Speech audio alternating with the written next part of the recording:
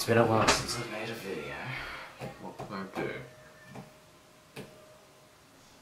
Oh.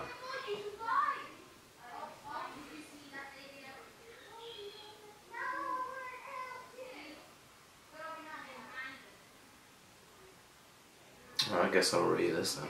Or something. I don't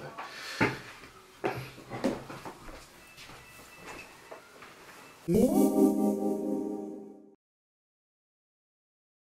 The iPhone 6 has a totally different design from previous iPhones, with curved edges in place of the square edges on the iPhone 5 and 5S, and a thickness of just 6.9mm compared once again to the 7.6mm on the iPhone 5 and 5S. As the trend goes with these Apple products, the design feels premium in the hand, although the plastic strips which host the antennas of the phone do ruin the design a little, which applies on all the colours of the iPhone 6 and 6 Plus. Another design issue is the protruding camera on the back, which could easily scratch the back of the iPhone when placed on a table. But the lens has a sapphire glass covering the lens, which should make it less of a worry. Apple made some big jumps on its display, going from a small size of 4 inches to a 4.7-inch display, which is the same size as the 2013 Moto X, and has a resolution of 1334 by 750, and a pixel density of 326 pixels per inch, which stays consistent with the past 4 iPhones. Like the iPhone 5S, the iPhone 6 and 6 Plus has a fingerprint scanner known as Touch ID, which works very well with iOS 8 for unlocking your phone, buying apps in the App Store, and also using Apple Pay, which at the moment hasn't yet made it to the UK, but will at some point in 2015, so look out for that, Brits. Specification wise, it includes an Apple A8 chip with a 1.4 GHz dual-core system-on-a chip, with an M8 motion coprocessor alongside it.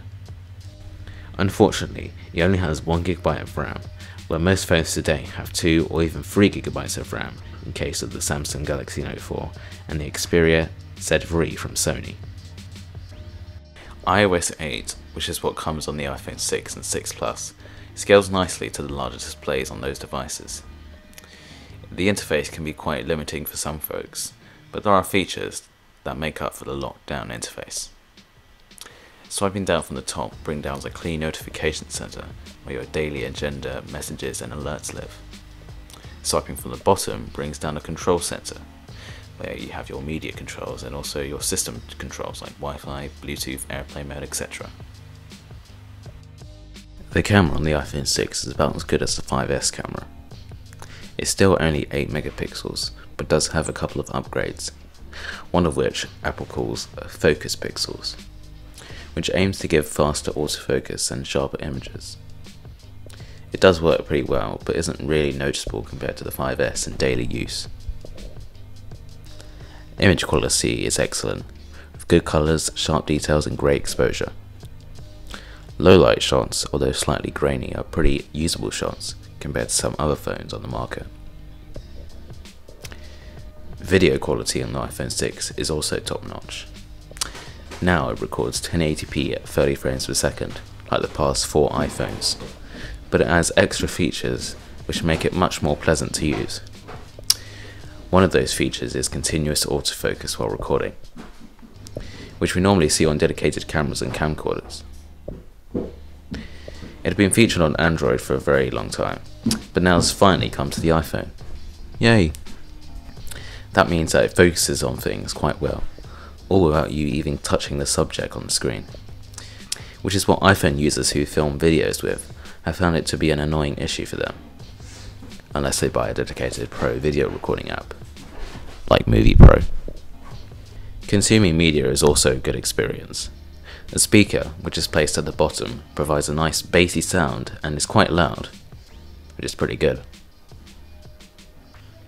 And the display has vibrant colours and sharp details, all of which work well for watching movies. You know, because people watch movies on their iPhones, don't they? Gaming is also excellent, thanks to the A8 system on a chip found inside. This game, which is called Epic Zen Garden, looks pretty good on the iPhone 6. Almost looks like a real garden. I mean, it looks pretty nice. Don't you think? With a larger 4.7-inch Retina display, newer design, improved camera, Iris 8, and many other features, the iPhone 6 is a nice upgrade from the 5 and 5S. Now, if you still don't think the iPhone 6 screen is big enough for you, you can get the iPhone 6 Plus, which has a 5.5-inch 1080p display and optical image stabilization, which is pretty good for video. Definitely pretty good for video. You know. But if you're looking to upgrade your older iPhone, or if you're looking for a good alternative to Android, the iPhone 6 is a pretty good option if you're not quite ready to jump to a larger smartphone screen. If you liked the video, be sure to give this video a thumbs up and subscribe to see more videos from me in the future. You can also follow me on my social networks like Twitter and Instagram for more updates from me in the future. Hope you guys enjoyed this iPhone 6 review. Thank you for watching, and hope you're having a good 2015. And I'll see you in my next video. Bye! Oh yeah, and Happy New Year, because I didn't really say Happy New Year to guys. So, yeah, I'm just saying it here, even though it's already gone New Year's Day, because it's my first video of 2015. So, yeah, you get the idea. Whatever. Okay, whatever.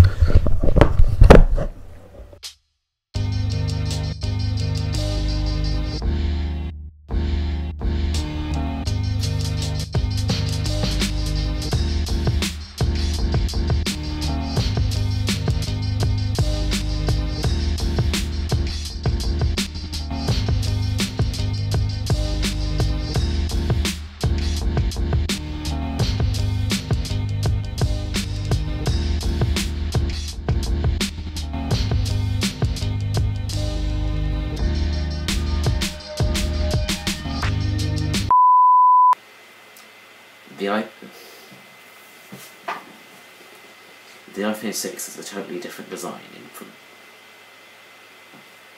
Okay, first blooper. But now it's finally come to the iPhone. Yay! That means that it focuses on... That means that it focuses... Where is he? Where is he? Where are you going?